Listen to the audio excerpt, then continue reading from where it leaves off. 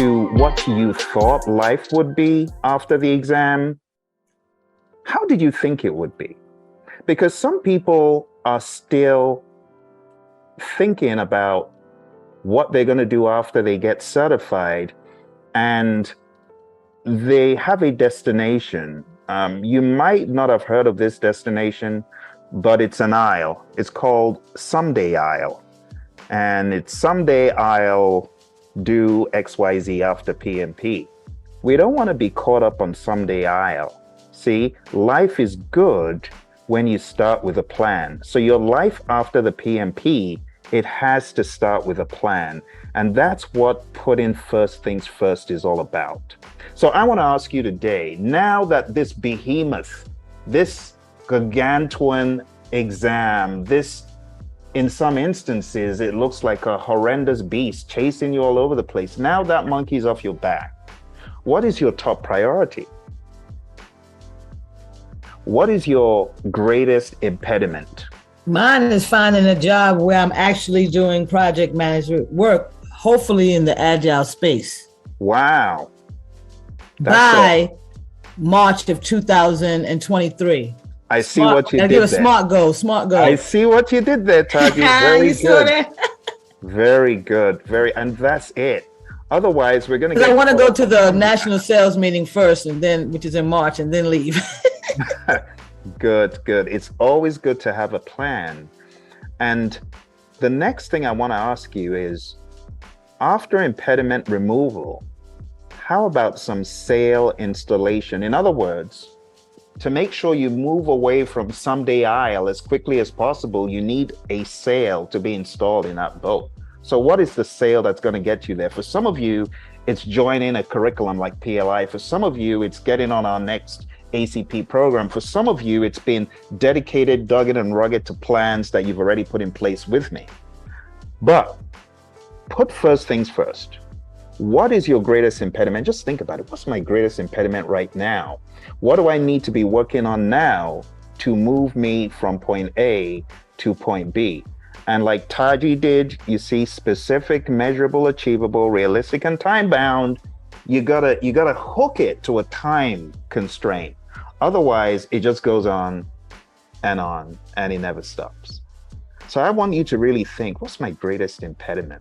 And as I'm talking to you, I've got a smattering of impediments myself, and I've got them all planned out and all lined up, and I know what I'm doing as far as they're concerned. Now, the least of your concerns at a higher level is this thing right here. To some people, it's like, PDUs, I gotta get my PDUs. It almost becomes like a drug. I know, you need to get your PDUs, right? Yes, but PDUs are not just for earning, they're for learning. You see, a lot of people just want to get PDUs because, oh, PMI is on my back. But how about getting PDUs and adding value, like real value to your person?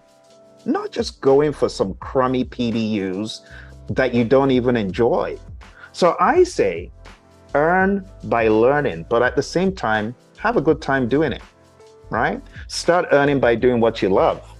So Project Leadership Institute, it's fun, right? We meet weekly, we have a lot of fun, but in my mind, there are two categories for PDUs. There's PLI and then there's the rest. There's everything else. But I say that in jest because there's a number of really great courses out there. But I want you to dial in to your industry, right? So our friend Takia was talking about Agile, and I hear that passion in her voice and saying, this company is not even doing this Agile thing. Absolutely. So if Agile is a passion, find quality Agile, find quality instruction, find quality snippets that you can eat, digest, and feel good. And I'm just going to tell you some of my top heroes when it comes to this field of listening to Agile gurus. Alistair Coburn is one of my favorites to listen to because he gets Agile, not just because he was a co-signatory of the manifesto, but because he has embodied what Agile is. A lot of people still get caught up on, oh, this framework. No, he has a movement called the Heart of Agile. If you look for his videos on YouTube, you'll hear some great Agile wisdom. The other person you got to dial into, the other two people, you got to dial into Jeff Sutherland and Ken Schwaber. You got to dial into those two, the co-creators of Scrum, because they've got some really great content on their websites, right? Scrum Inc. and Scrum.org. You got to look for those two. But really great minds in the world of Agile. And then everyone else who was a signatory of the Agile Manifesto, everyone from Jim Highsmith and the rest.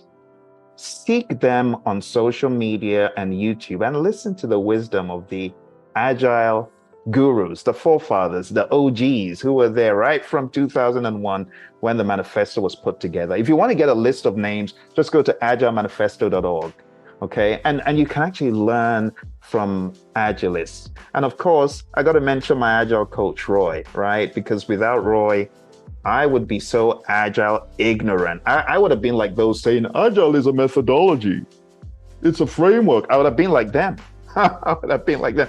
Thank you, Roy, for educating me, schooling me, because, you know, it's one thing to get certified. It's another thing to really be educated. And there are a lot of uneducated Agilists out there just saying Agile is a methodology and saying it's a framework and all this goofy stuff.